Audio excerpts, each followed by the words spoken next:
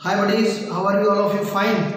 Lastly, I deeply explained you the liberalization and the privatization and the globalization. Okay. Again, I am repeating the globalization because it is a little important topic. So, meaning of globalization means to promote the FDI. The meaning of FDI is foreign direct investment. विदेशों से जो पैसे हमारे देश में जो भी बड़ी बड़ी मल्टीनेशनल कंपनीज हैं जो इन्वेस्ट करती हैं वो डायरेक्टली हमारे कंट्री में करें, and that is the ultimate meaning of globalisation.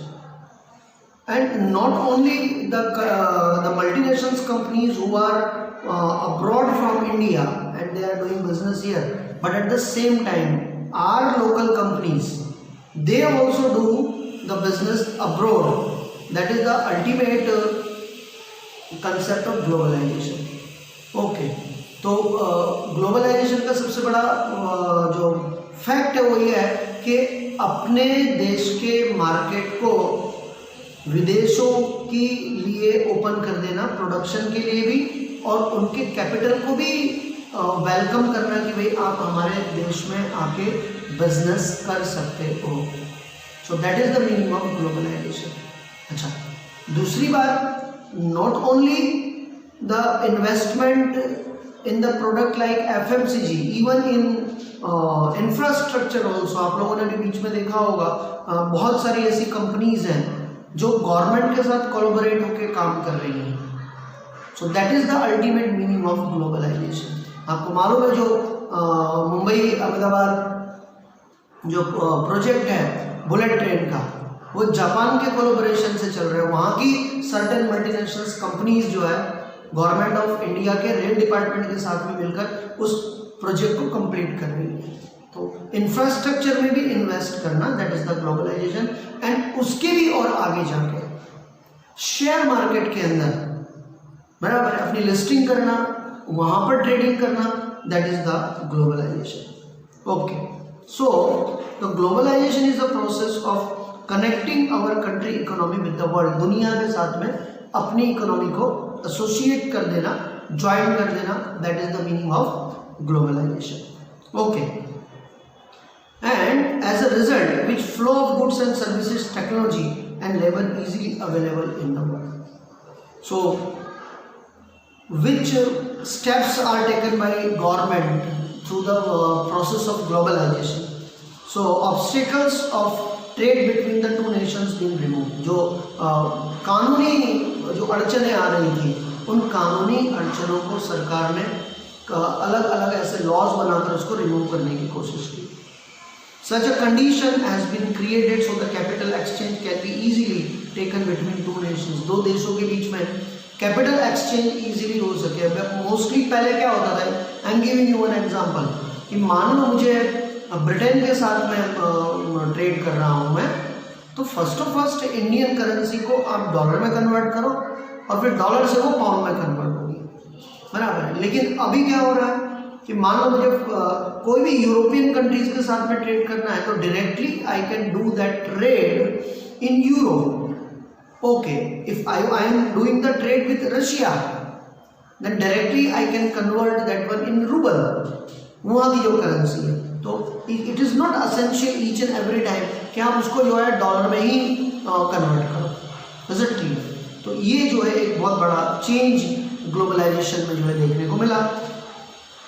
Next, free exchange of labour में be among different nation of the world. ये बहुत बड़ा एक रेवोल्यूशनरी स्टेप था कि हमारे यहाँ पे जो भी स्किल्ड वर्कर हैं they can move easily any part of the work for their work, and at the same time any person who is the outside of the country they can come India and they can do the work here. Okay, so वो एक बहुत बड़ा benefit मिला। Effect क्या हुआ globalization के?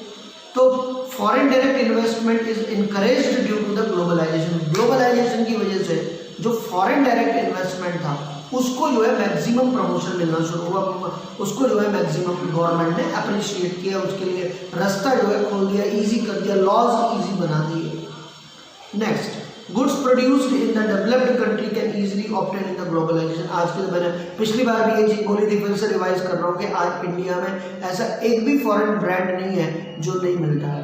एक जमाने में किसी के पास में कोई फॉरेन ब्रांड होना एक बहुत बड़े लग्जरियस की निशान, वो इम्पोर्टेड वस्तु इन्हीं पास it was of attitude, you know, ऐसा कुछ जो है एटीट्यूड था। आज अगर आप एडिडास के शूज पहन के घूम रहे, nobody is care about that, कोई नहीं पूछता है, बिकॉज एवरीवन हैज दैट, क्योंकि each and every foreign brand is available here, so that is a thing.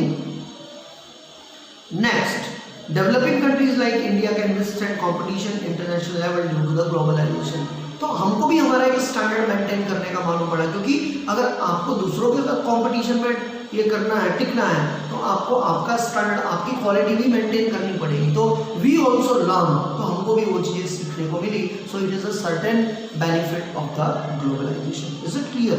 अगर एडवांटेज है तो बाई नेचुरल लिमिटेशंस है, डिसएडवांटेज तो होगी। So what are the disadvantage?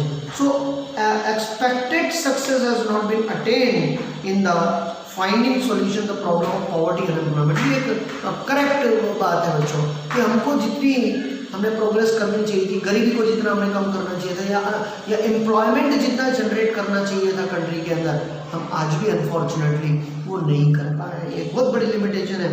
Next, developing countries have not acquired proper benefit to increase the export which they should have acquired. Large scale industries have acquired more benefit। ये बहुत दूसरी बड़ी बात है कि बड़ी बड़ी जो इंडस्ट्रीज हैं उन लोगों को जो है बेनिफिट मिला, दे गॉट द बेनिफिट, लेकिन जो स्मॉल स्केल इंडस्ट्रीज हैं उन लोगों को जो है इतना ज़्यादा जो है बेनिफिट नहीं मिला। उनको जो है जो ग्लोबलाइजेशन के जो फ्रूट्स उनको चखने चाहिए थे, दे वर नॉट गॉट दैट, वो उनको नहीं मिले। Now in this entire scenario, कुछ वर्ल्ड इंस्टीट्यूशंस का भी बहुत बड़ा रोल रहा है इन इंडियन इकोनॉमिक रिफॉर्म में, and one of that is the WTO, world trade organization. India उसका मेंबर है, और वर्ल्ड ट्रेड ऑर्गेनाइजेशन का मेंबर होने का मतलब ये है कि अगर आप किसी भी कंट्रीज के साथ में कोई भी ट्रेड करते हो तो you have to follow the certain rules and regulations. आपको इंटरनेशनल लॉ को फॉलो करना पड़ेगा, पालन करना पड़ेगा। You can't make yourself different than another. आप दूसरों से अपने आप को सेपरेट नहीं कर सकते। You can't make separate with another one, because you are the part of now world economy. आप विश्व इकोनॉमी के एक हिस्से बन गए हो। Is it clear? So in that context, let's talk about the WTO. World Trade Organization was established on 1st January 1995. MCQ, fill in the blanks, true or false, इन सब चीज़ों के लिए याद रख लेना। By the member nations of the United Nations, its headquarters is located in Geneva, in Switzerland। सबको जाना पसंद होगा, है ना? Okay. Its objective are as follows. So to remove the obstacles influencing the global trade, to remove the protection policy given in the industrial country of the world, to coordinate the global trade and to solve the trade related dispute। यानी कि in short अगर आप इसके objective देखो तो दुनिया में trade easily, convenient, without any obstacle हो, उसके लिए वर्ल्ड ट्रेड ऑर्गेनाइजेशन काम करता है। दुनिया के देशों को दिक्कत ना आए, that is the most important thing. Function क्या है? To set up the required structure of implementation agreement related to the multinational trade. Multinational trade के लिए एक अप्रोप्रिएट माहौल बना कर देना, ऐसे लॉज बनाना ताकि वर्ल्ड के ज़्यादा से ज़्यादा देश लोग प्रमोट हों कि इनके वर्ल्ड ट्रेड ऑर्गेनाइजेशन के साथ में मिलकर जो है काम कर सके, ट्रेड कर सके। World trade organization play a vital role for the debate and negotiations for multinational trade। WTO encourage established international trade and different nation follow their own national policy। It observe them to suggest require improvement। Okay, मतलब अगर कोई देश को कोई law वगैरह में अगर change करना है, बदलाव करना है, तो उसको भी वो गाइडलाइन प्रोवाइड करते हैं। अब WTO का इंडियन इकोनॉमी में क्या फ़र्क पड़ा? हमको बहुत ज़्यादा पॉजिटिव फर्क तो नहीं पड़ा, फॉरेन ट्रेड के लिए तो चीज़ें यहाँ पे आ गई, लेकिन हमारे देश की चीज़ें जितनी बाहर जानी चाहिए वैसी गई नहीं है। हमारा नो डाउट हमारा एक्सपोर्ट बढ़ा है पहले से, हम पहले 1 पॉइंट से भी नीचे थे, तो it has improve, it has increased, लेकिन अभी भी हमको बहुत कुछ करने की ज़रूरत है, हमको बहुत ज़्यादा रिफॉर्म की ज़रूरत है। जिस रिफॉर्म का dream present prime minister Narendra Modi ji देखते हैं, वो जो है हम तभी कर पाएंगे जब हम हमारे कंट्री के अंदर जो उन्होंने 2-3 बातें बताई है, मेक इन इंडिया, आत्मनिर्भर भारत, इन चीज़ों को जब हम ग्राउंड लेवल पर इम्प्लीमेंट करेंगे, दैट डेफिनेटली हम जो है उन बुलंदियों को हासिल कर पाएंगे जो हमारे लिए एसेंशियल है। Is it clear?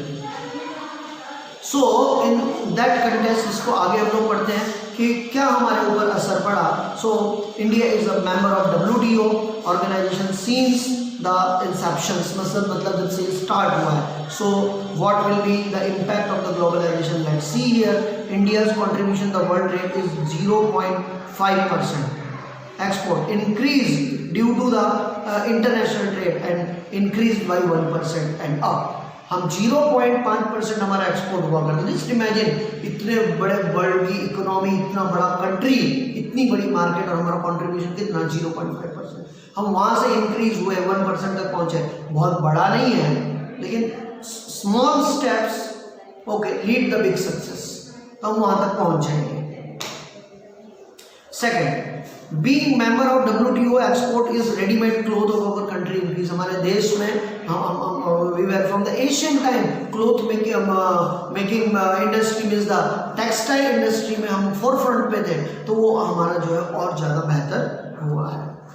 Next, as a member of WTO, India has been able to increase the export of agro product. खेती रिलेटेड हम लोगों ने जो है जो चीज़ों को बेचना हमने ज़्यादा शुरू किया है। Due to the increase in export, pressure on import has reduced and the foreign investment has been increased in foreign exchange. हम लोगों ने जो है एक्सपोर्ट ज़्यादा किया है, तो हम दूसरे देशों के ऊपर निर्भरता हमारी कम हुई है। हम जो बार बार ये सपना देखते हैं कि आत्मनिर्भर भारत, तो आत्मनिर्भर भारत की और हमारा कदम थोड़ा थोड़ा बढ़ा है। मैं ऐसा नहीं बोलता हूँ कि सब कुछ अच्छा है, बहुत बेहतर है, हम एकदम एक लेविश और एकदम मस्त जो है कहते सब कुछ एंजॉय करें, नो, लेकिन हमने उस तरफ अपना कदम बढ़ाया है। Is it clear? Due to the WTO. Now in this entire scenario, okay, one more thing I want to share here. WTO, India will not only get above mentioned but benefit also the comply with the some condition, and especially demand on how fast India increase the infrastructure facility. अब हमसे वो लोग भी expect करते हैं कि भाई अगर आपको अगर ग्रो होना है तो आप भी अपने अंदर कुछ रिफॉर्म करो, देश के अंदर कानून में जो है सुधार करो, आपका इंफ्रास्ट्रक्चर इंप्रूव करो। क्योंकि देखो अगर कहीं पे फैक्ट्री भी लगानी हो तो पहली कंडीशन तो भैया सड़क है ना, वो तो बननी, वो तो कोई बाहर वाला आके बना के नहीं देगा, that we have to make. तो हमारी गवर्नमेंट को उसके लिए इनिशिएटिव लेना पड़ेगा।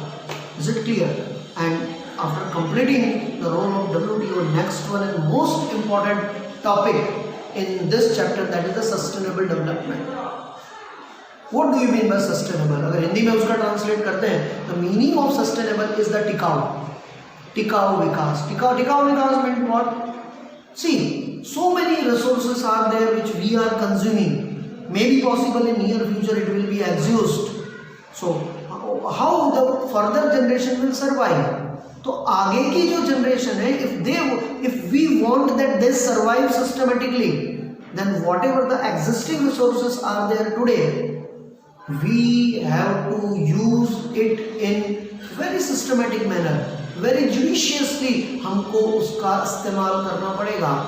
and that is the sustainable development means हमारी प्रेजेंट रिक्वायरमेंट को उतना ही हम पूरा करें जितनी हमारी ज़रूरत है, जितनी हमारी रिक्वायरमेंट है। एक्सेस यूज नहीं करना है, जुडिशियसली रिसोर्सेस इस्तेमाल करना है ताकि फ्यूचर जनरेशन को भी उसका बेनिफिट मिले, and that is the ultimate concept of sustainable development. Second thing, whatever the production or the progress we want to do in our country, जो भी हमको हमारे देश के अंदर करना है, without affecting the environmental problem, environment में कोई तकलीफ क्रिएट किए बिना अगर हम कुछ कर सकते हैं और प्रदूषण अगर हम कम कर सकते हैं, कार्बन का प्रोपोर्शन रिड्यूस कर सकते हैं, then that is the subject of sustainable development. तो हम बोल सकते हैं कि हमने टिकाऊ विकास किया है, आने वाली जनरेशन के लिए हमने कोई प्रॉब्लम क्रिएट होने दी नहीं है। Is it clear? Okay, so that is the meaning of sustainable development. According to the definition of sustainable development is the development which meet the need of present generation without compromising with the ability to future generation. बराबर है, भविष्य के लोगों को ध्यान में रखकर, उनका तो ध्यान में रखना ही है, बराबर है, उनको ध्यान में रखते हुए हमारा विकास करें, that is the sustainable development. Gujarati में जो हमारे कहू हुआ है तो मानसे आत्म केंद्रित थવું જોઈએ नहीं, सेल्फ सेंटर्ड नहीं होना है, we have to think about the macro way, बराबर है, and that is the reason हम लोग वसुधैव कुटुंबकम का जो कंसेप्ट रखते हैं, इन दैट बेस, बराबर है, सस्टेनेबल डेवलपमेंट का ही वो एक ब्रॉड फॉर्म है बच्चों, ये आपको ध्यान में रखना पड़ेगा। सो आगे वो बोल रहा है without compromising with ability future generation to meet their own needs. Thus, the idea of sustainable development developed because of the extreme effects on nature near human habitation and man created over environment. The way in the speed with the present generation is developing, it cannot be maintained in the future. हम लोग देखते हैं कि आज हम लोग जिस हिसाब से विकास हो रहा है, हम बड़े बड़े पेड़ काट रहे हैं, पेड़ काटने के लिए मना नहीं है, लेकिन साथ में कितने ग्रो कर रहे हैं, that is the most important thing. हम जमीन में से बहुत सारा पानी निकाल रहे हैं, क्या हम उस वाटर लेवल को मेंटेन कर रहे हैं? एक दिन सारा पानी खत्म हो जाएगा, क्या करोगे उस दिन? सो बिग क्वेश्चन, हमने कुछ सोचा है उसके लिए? आप लोगों ने सोचा कि नहीं सोचा मुझे मालूम नहीं, मैंने सोचा है। अगर आप कभी मेरे घर पे आओ तो डेफिनेटली आप लोगों को जो है इन चीज़ों के बारे में देखने को मिलेगा। मेरे घर में जो है 7 मेंबर्स हैं, मैंने मेरे घर के आजू बाजू में 7 प्लांट ग्रो किए हैं कि हम लोगों को 7 लोगों को ऑक्सीजन की जरूरत है। मेरे टेरेस में बच्चों जितना भी पानी है, बरसात पड़ती है, सारा का सारा पानी मैंने वाटर पर्कुलेट करता हूँ, जमीन के अंदर, मेरे घर के अंदर जाता है, मेरे जमीन में मैंने उसके लिए व्यवस्था की है। And you will be surprise, मेरे घर से ज़्यादा भी नहीं 10 मीटर दूरी में जिनके सबमर्सिबल पंप्स हैं, ड्यूरिंग द रेनी सीजन उनके घर में से इतना गंदा ब्लैक रेड कलर का पानी मिलता है, लेकिन entire year I get very clean and clear water because I care the nature. मैं ऐसे ही आप लोगों को ये नहीं बोल रहा हूँ, because I follow first of all that thing and then I am telling that thing. आज हालोल में इतने सारे घर हैं, अगर हर एक घर अपने बरसात का पानी पर्कुलेट करके जमीन में उतारे, कितना अंडरग्राउंड वाटर इकट्ठा हो जाएगा, बराबर। फिर आप कितना भी निकालो कोई प्रॉब्लम नहीं है, रेनी सीजन में उतना आप जाने तो दो, लेकिन हमारा पंगा क्या है, हमारा वन वे है, हम सब ले तो लेते हैं but we are not ready to give, and that will a biggest challenge to the sustainable development. तो सस्टेनेबल डेवलपमेंट के लिए बहुत बड़ा प्रॉब्लम है, बहुत बड़ी समस्या है बच्चों। Okay, and there is a tremendous decrease in the nature resources due to the economic development, their quality and also destroyed. In this condition there is a need to change of the idea of development. Idea of sustainable development is studied because the present development and effect on the environment. Now what should you do for the sustainable development? आपको क्या करना है? तो following strategy should be adopted to the conservation and preservation of natural resources. क्या क्या करोगे? Renewable energy sources जो है, वाटर है, फॉरेस्ट है, इन सबको प्रोटेक्ट करेंगे। इंडस्ट्रीज को जो है इको फ्रेंडली बनाएंगे, बराबर है, वो ऐसा जो है इंडस्ट्री, हजार्डस इंडस्ट्री जो नुकसान देती है एनवायरनमेंट को, उसको अवॉइड करेंगे। जो रिसोर्सेज जो है नियर फ्यूचर जल्दी खत्म होने वाले हैं, उनको जुडिशियसली इस्तेमाल करेंगे। एंड नेक्स्ट, किसी भी चीज़ का वेस्टेज नहीं करेंगे। एंड लास्ट जो stage should be led the non environmental energy, ऐसी एनर्जी रिसोर्सेज इस्तेमाल करेंगे जो एनवायरनमेंट में पोल्यूशन क्रिएट नहीं करती हो, यानी कि सोलर एनर्जी है, विंड एनर्जी है, बराबर, इनका इस्तेमाल करेंगे। Now next, what are the steps to protect the environment? Environment को प्रोटेक्ट करने के लिए क्या है? तो ये धरती जो है हम सबकी है, इट इज़ नॉट कोई एक किसी की जो है प्रॉपर्टी नहीं है, तो it is the collective responsibility, हर किसी की सामूहिक जवाबदारी है। So what we will do? Okay, तब ये दुनिया के हर एक लोगों को इसकी चिंता हुई, तो 1972 में एक अर्थ कॉन्फ्रेंस जो है, स्वीडन का जो कैपिटल है स्टॉकहोम, वहाँ पे ऑर्गेनाइज किया गया और इस बारे में सोचा गया कि how we can protect the earth. हम अर्थ को प्रोटेक्ट करने के लिए क्या करें, क्योंकि अल्टीमेट एक ही अर्थ है, हम कहीं और जगह जाके बस नहीं सकते। लोग ख्वाब देख रहे हैं but it is not possible because it is not that much suitable environment as which have in this earth. जो यहाँ पर है वो कहीं पे भी नहीं है। ओके, ख्वाब देख लेना कोई बहुत बड़ी बात नहीं है। Is it clear? सो उसके लिए दुनिया के जितने भी बड़े बड़े देश थे उन्होंने जो है ये नक्की किया कि हम अर्थ में जितना बने उतना किस तरह से ग्लोबल वार्मिंग को रिड्यूस करें, कार्बन का प्रपोर्शन कम करें, ताकि आने वाले जनरेशन एक बेटर लाइफ जी सके। तो उसके लिए उन्होंने कुछ जो है नॉर्म्स वगैरह नक्की किए। तो क्या क्या किया जा सकता है, what step we can taken? तो it is saying that information about the pollution condition the different cities national is present central and state pollution control board established the control pollution. 5th June has been celebrated as Environment Day. अब अलग इससे क्या होगा, it can make aware the people, लोगों को जागरूकता खड़ी होगी, लोग जागरूक होंगे, क्योंकि जब तक लोगों के अंदर अवेयरनेस नहीं आएगी तब तक लोग जो है कुछ करेंगे नहीं। That is a fact. Okay, next, the Indian government pass the air pollution control act 1991, और इस एक्ट का रिजल्ट क्या है, ऐसी जो हजार्डस इंडस्ट्रीज थी उनको मेन सिटी से निकाल के बाहर कर दिया ताकि लोगों की लाइफ सेफ रहे। Okay, international agreement has been signed for destroying level of ozone, disposal of nucleus waste and maintenance of biodiversity. इन चीज़ों के ऊपर बहुत सारा काम हुआ है, लेकिन बहुत होना बाकी है और करना पड़ेगा, बिकॉज ये अर्थ अकेली है जो हम सबको लाइफ देती है। अगर if earth will save then automatically we will save. There is no earth, there is no people, no human being, no human race at all. Okay, so by this the conservation of environment is everyone's responsibility. It is your responsibility, it is my responsibility, and we do not control the pollution, no doubt the life on the earth will be doomed soon. तो ये चीज आपको भी दिमाग में रखनी है, ध्यान में रखनी है। By this I have completed this chapter here, मैंने यहाँ पे इसको जो है खत्म किया। Now next we will start with SS history शुरू करेंगे। Okay, bye, see you.